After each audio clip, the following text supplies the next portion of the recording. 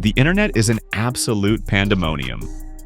Rumors are exploding like wildfire, videos are leaking from every corner of the web, and fans are reeling in disbelief.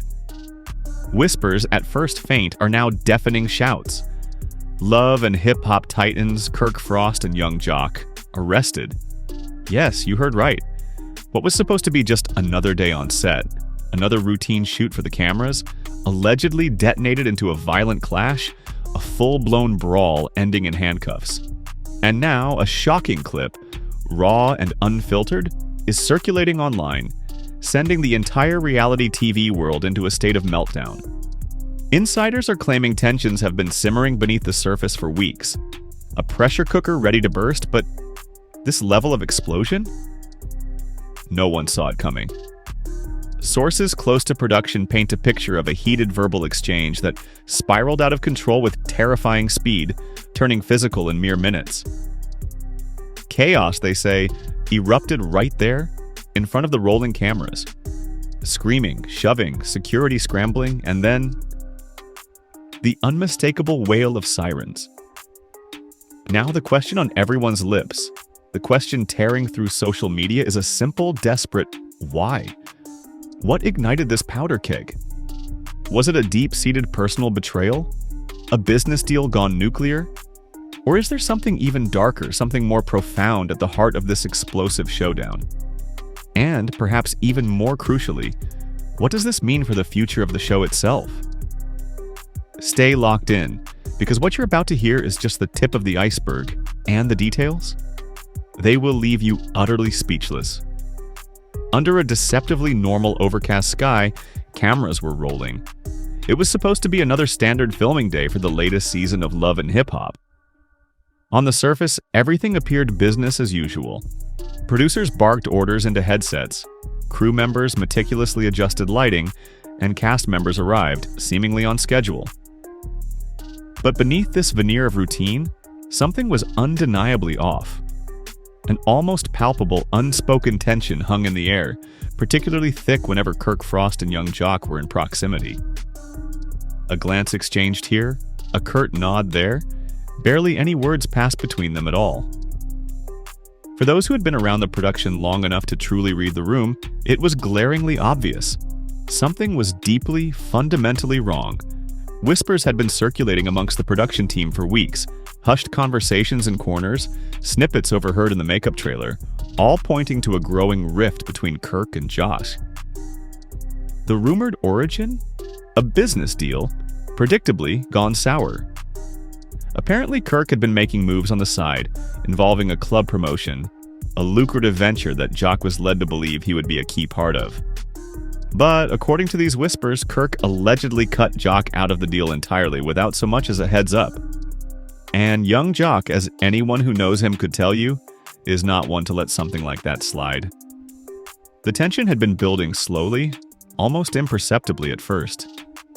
Passive-aggressive barbs thrown during confessional interviews, subtle, almost imperceptible jabs exchanged during group scenes, like two heavyweight boxers circling each other in the ring. But today, on this seemingly ordinary filming day, it was all about to reach its boiling point. The moment the director called action. Component placement. It was like lighting a fuse on a stick of dynamite. Kirk and Jock were scheduled to film a seemingly innocuous scene, a casual get-together on a lounge-style set. The premise was simple. The cast would gather ostensibly to discuss upcoming business ventures, a typical manufactured reality TV moment. Jock arrived late, his lateness itself feeling like a deliberate act of defiance.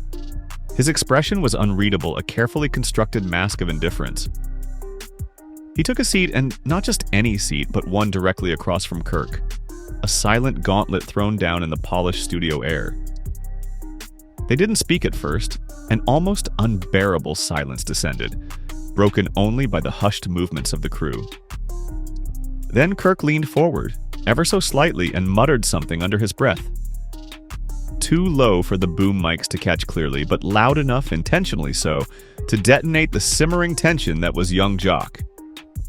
Jock slammed his hand down on the faux marble table with a force that made everyone jump. "Say that again," he snapped, his voice low and dangerous, his eyes locking onto Kirk with laser focus. The room went instantly, utterly silent. Crew members froze mid-action like statues in a bizarre tableau. Rashida, sitting beside Kirk, instinctively reached for his arm, a reflexive attempt to defuse the situation, to calm the storm before it broke. But Kirk, seemingly unmoved by either Rashida's touch or Joc's simmering rage, repeated the line, this time louder, clearer, the insult now echoing across the suddenly charged set. "I said you acting like you." Joc shoved Kirk first, a hard, aggressive push that sent him stumbling back a few steps, momentarily off balance, wasn't it? But Kirk recovered almost instantly, rage flashing in his eyes. He lunged forward, a primal roar escaping his lips, fists swinging wildly. The cameras, incredibly, were still rolling, unflinchingly capturing every chaotic moment as the fight erupted. The crew, initially frozen in shock, now surged forward, attempting to intervene, to pull the two men apart. But the fight was already too intense, too fueled by weeks, perhaps months of simmering resentment. Fists flew, connecting with sickening thuds. Furniture toppled over with crashes that punctuated the escalating shouts and screams.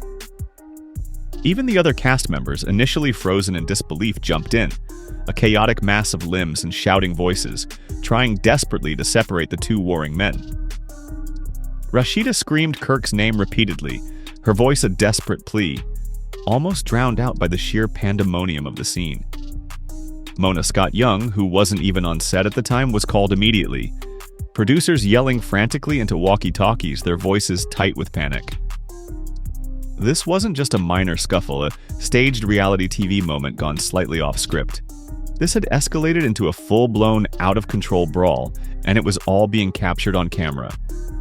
What made the situation even more volatile, more potentially damaging, was the fact that at least one member of the camera crew, whether out of professionalism or morbid curiosity, didn't stop filming. Instead, they followed the fight, panning and zooming, capturing every punch, every shove, every moment of raw, unfiltered chaos in crystal-clear high definition. One producer, witnessing the unfolding disaster, reportedly whispered, half in horror, half in morbid fascination, This is going to break the internet." But things were about to spiral even further out of control. In the frenzy of the fight, in the heat of the moment, Joc reportedly threw a punch that missed Kirk entirely and accidentally connected with a security guard, knocking him to the ground. That was the precise moment the network knew things had crossed a critical line. This wasn't just drama anymore, this was a liability. Within 20 minutes, the flashing lights of law enforcement vehicles flooded the set. Police officers entered the building, their presence instantly cutting through the lingering tension and chaos. Kirk and Joc were still being physically restrained, separated and held in opposite corners of the set, both men visibly battered, bruised, and radiating furious energy. Cops began the process of taking statements from stunned witnesses, demanding to see any footage of the incident and methodically separating those involved. As officers led Kirk away, he reportedly shouted something across the room in Joc's direction, his voice still thick with anger and adrenaline. "You finished, bro. Done in this industry." Joc, breathing heavily, his chest heaving, didn't respond verbally, but his expression, a mask of simmering rage and defiance, spoke volumes. This was far from over.